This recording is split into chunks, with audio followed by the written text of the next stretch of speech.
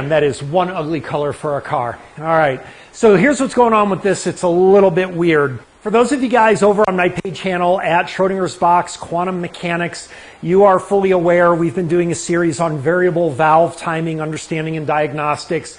And we had a case study with a Ford Expedition, I believe it was, with a P0012 code. And as we left off with that, repairing the vehicle, and by the way, it's been several weeks now, and the vehicle is absolutely running fine, so we know we made the right call. We know we fixed that vehicle. And I had mentioned that the family that has that vehicle had another vehicle, another Ford, that also had, of all things, a P0012 code. That is this car. Which begs the question, why are we not over on Schrodinger's Box Quantum Mechanics applying our techniques and seeing what is the deal with this car, if it's solenoid issue, phaser issue, timing issue. And the reason is because while I believe this car does have a P0012, it turns out it has some other issue that is quite a bit more important than that, and that is it actually has a no crank, no start. Oh man, I got to stop saying that.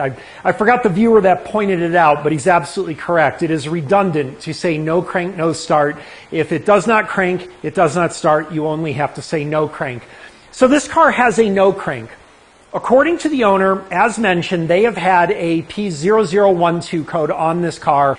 And what happened was just about a week ago, they were driving along and all of a sudden, out of nowhere, car just dies, flat out dies. The car was just towed over to me, as you saw, and this is what we have right now. So while I'm sure that the car has P0012, and we'll get to that eventually, right now we're going to be dealing with the no crank, which I am pretty sure is going to have nothing to do with a P0012 code. So the car was dropped off with the battery, as usual, completely dead. There was less than 2 volts on the battery when it got here.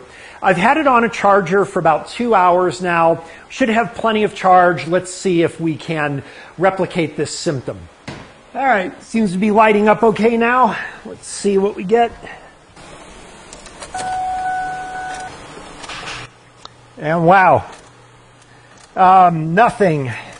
You probably heard the starter click. Battery seems to be completely dead again. This may just be a battery problem here. I don't think it is because I've got a voltmeter on my charger and it is still showing over 13 volts. So we've got some kind of starter problem maybe, or battery issue or something. Let's try that again. Yeah, the battery sounds strong as far as looking at the lights and the door chime and everything like that, but when I turn the key, absolutely nothing happens. All right, yeah, it should be pretty tight. Yow, wow, holy crap. Ow. Okay, so the cable is super, super hot. Wow, that actually really burned. Holy crap. And we've got full voltage on our battery still. Wow, yeah, we've got some kind of electrical issue here. We've got to have something where we've got a tremendous amount of amperage going through there. And obviously the battery's got to be in pretty reasonably good condition for that kind of amperage. This may be, you know, with them driving along and the car dying and the starter just clicking like that and the amount of heat generated there, a frozen engine, seized engine is definitely a consideration. I'm going to go ahead and put this charger back on, but I don't believe this is a battery charge issue. No, it most definitely is not. All right, just seeing if just having the charger on and not starting anything is causing that extreme heat at the cables, and it's not. It's only when we applied to the starter, I believe, because now it's not nearly as hot as it was. It's already cooled down quite a bit. Let's try that one more time. Yeah, something is not good here. So what happened there? Now it's not nearly as hot, but of course I didn't try to start it as much. So like a short circuit, or I'm thinking more likely we may have possibly a frozen engine. So what we're going to do is let's get, where is the front of the engine? Right here. So it looks like we need to get the car up in the air, get a wheel off here, and go through and turn that crankshaft bolt. And I just want to see if this engine's frozen. All right, well, I really hope this isn't what I think it is, because I really want to diagnose that P0012. Now that I think we got a system to do that. Oh boy. Wow. That is frozen completely. Oh, I can turn it just a bit. Just a little bit. So let's try turning it backwards a little. And this engine is extremely hard to turn over, but I can turn it a little bit. That may be good news. One possibility for this, well, let's actually go over the possibilities. All right, well, obviously that generally is not a good sign, but it doesn't necessarily have to be fatal. There are several causes that you could have a seized engine. And actually, in this case, where the engine is just really, really, really hard to turn, some of the possibilities can actually be pretty good news. All right, now, as usual, not everything is guaranteed, but there are some generalities. In general, if you have a frozen engine and you cannot turn that engine over no matter how hard you try, either forwards or backwards, more often than not, you've got an issue that is internal mechanical hindrance, spun bearing. That's where your two bearing clamshells over the crankshaft journals, one of them folds into the other one, so now you've got it jammed in there. That is pretty much fatal. You're looking at engine rebuild with that. You can also have it where if the engine overheats or some type of friction may cause the piston to freeze in the cylinder bore. That also you're looking at rebuild. There's obviously a number of possibilities along that lines you could have. I've had one where the camshaft actually seized. Other possibilities could be broken timing belt or timing chain where it's bunched up in the crankshaft and you can't turn it. All kinds of possibilities like that. Now, you also have possibilities, for example, on an interference engine where maybe you have the broken timing belt or chain and the piston has jammed up against the valve. And of course, that would make it impossible for you to turn the engine in the direction of travel, but reversing your direction and pulling that piston off of that interference from contact with the valve, that would be pretty good indication that you've got a valve interference there if you can free up the engine by moving it backwards. Another thing that could be indicated if you can reverse and get the engine to move would be a hydrolock.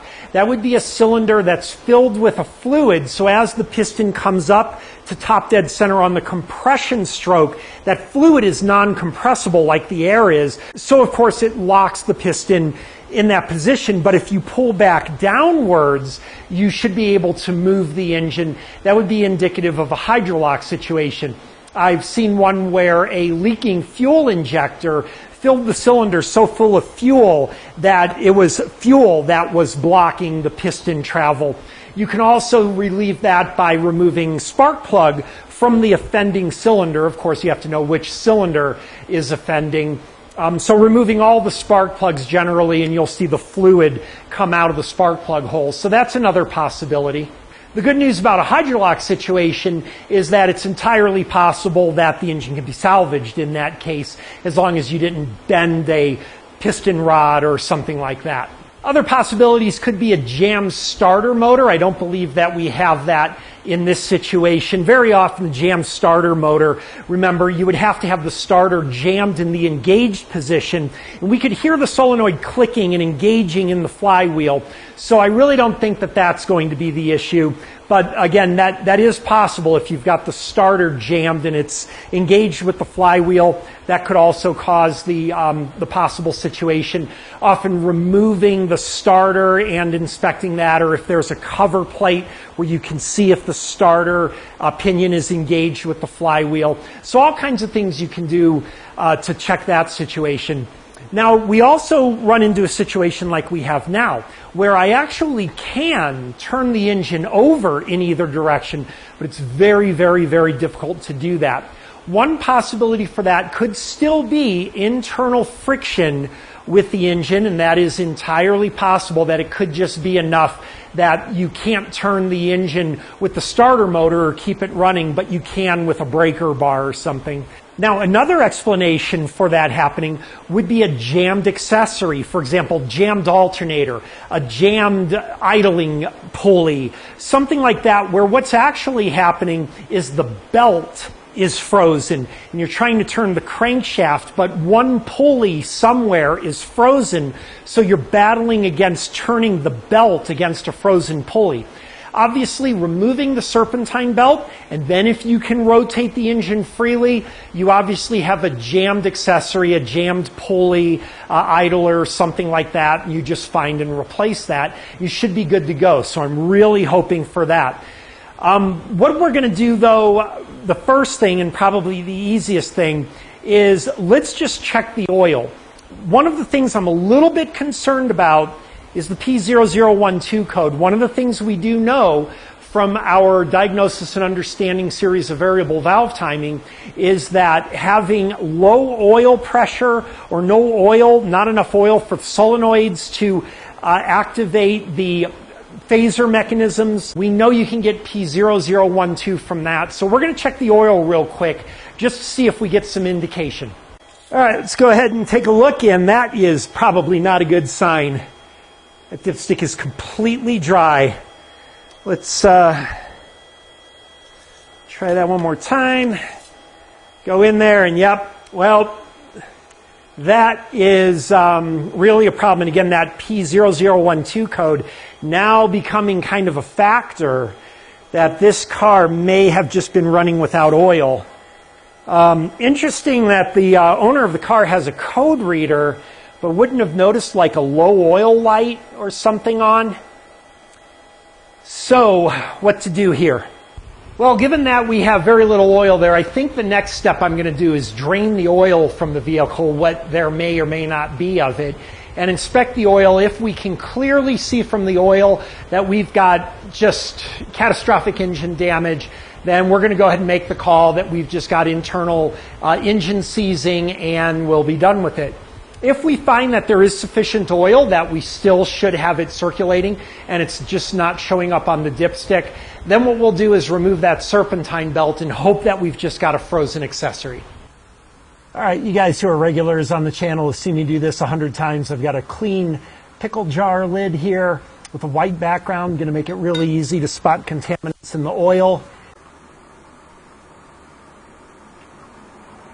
And that's not exactly pouring out, and it's already kind of thinning out. I'm going to say we may have a bit of a problem here. Let's take a look at the oil.